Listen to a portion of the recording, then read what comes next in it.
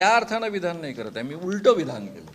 मी तुम्हाला प्रश्न असा विचारला की त्यांच्या जवळचे जर 4 मंत्री असते, म्हणजे त्यांच्या गुड बुक्समधले BJP-वाले, तर ही ॲक्शन झाली असती का?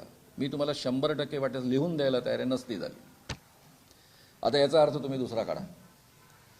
दुसरा काय अर्थ निघतो तो पहा.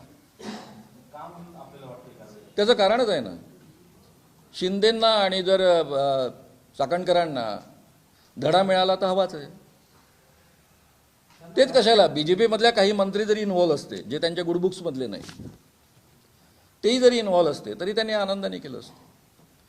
बरं, कसे कसे संपवलेले आहेत, मुनगंटीवारांचं काय झालं, खडसेंचं काय झालं, मी सांगण्याची गरज आहे का? माझ्यापेक्षा तुम्हाला अधिक चांगला माहिती नाही, असं मी म्हणत नाही. अशोक खरातवरची कारवाई यासाठी झाली की त्यांच्या जवळचे लोक नव्हते, असं मी म्हणतो.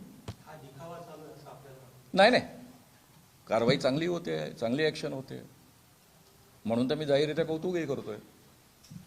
उत्तम एक कारवाई होते. फक्त ही कारवाई मर्यादित होते आहे. या कायद्यामध्ये प्रचार आणि प्रसाराचं जे कलम आहे, त्याची व्याख्या आहे, त्यामध्ये प्रत्यक्ष किंवा अप्रत्यक्ष स्वरूपातील सहाय्य, अपप्रेरणा, सहभाग किंवा सहकार्य देणे हा सुद्धा कायद्याने इक्वली गुन्हा आहे. याकरता 6 महिन्यापासून तर 7 वर्षापर्यंतची कारावासाची शिक्षा आहे, प्लस 5,000 ते 50,000 रुपयाचा दंड.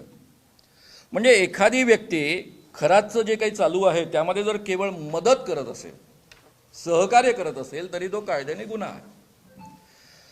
आता रुपाली चाकणकर यांनी फोन केला होता एका पत्रकाराला, ज्यांनी बातमी दिली त्याला धमकी दिली होती, आणि असंही काही वृत्तपत्रांनी किंवा प्रसिद्धी माध्यमांनी छापलंय की त्याला नोटीसही पाठवली होती. हे तर प्रत्यक्ष सहाय्य झालं ना. इथे तर अप्रत्यक्ष सहाय्य होत असेल तरी कायद्याने गुन्हा आहे.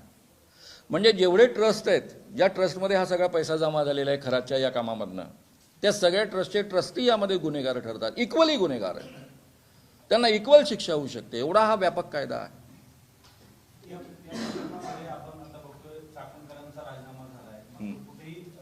नाही, राजीनामा होणं हा राजकीय प्रवाह झाला.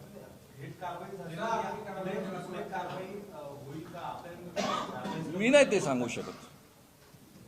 देवेंद्र फडणवीसांचा कारभार लक्षात घेताना ते सिलेक्टिव्ह असतात. कायदा सिलेक्टिव्ह लोकांकरता असतो. खरातला कायदा लागू होतो, बागेश्वर धामच्या बाबाला कायदा लागू होत नाही.